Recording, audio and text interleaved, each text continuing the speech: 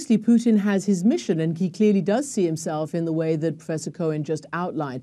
But here's the thing, obviously there's been, a major sort of argument over Ukraine. But Putin and the Russians have by treaty their big Black Sea fleet in Sebastopol in the Crimea.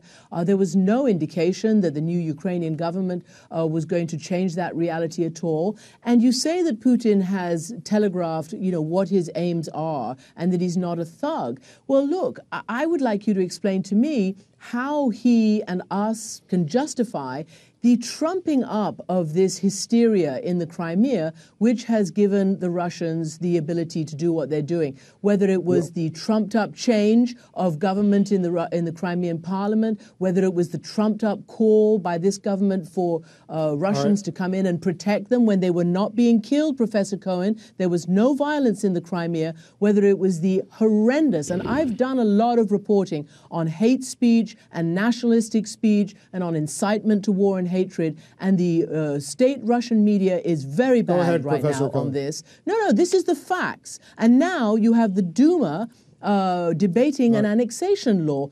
All of this is trumped up to provide Putin with what you say, and that is his desire to protect their interests and to keep his sphere of influence. Professor Cohen. The extremism didn't come from Russia.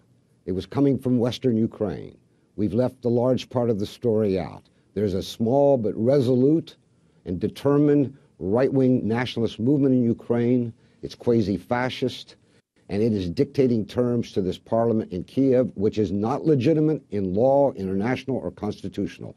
This parliament, which is a rump parliament because they banned the two majority parties that represented the East, have been passing anti-Russian legislation. They banned the use of Russian as an official language. It isn't Russia that's been spewing this ideological, destabilizing message. It's been coming from the West. And here the worst part is that hatred has been supported by Washington and Brussels in embracing this West Ukrainian movement. That must stop. We're up against the clock, unfortunately, but to be continued. An excellent conversation, Professor Cohen. Christiane Amanpour, thanks very much. And on that last point, you heard Vitaly Churkin, the Russian ambassador to the UN Security Council, saying earlier today that at fault for all of this are what he called fascists and anti-Semites in Ukraine right now. To be continued. You've got to be really careful putting that across as a fact. That's what Vitaly Churkin... He may have done, that's what he said. That is the Russian position. He may have done. That's what I was pointing out. But are you telling me, are you saying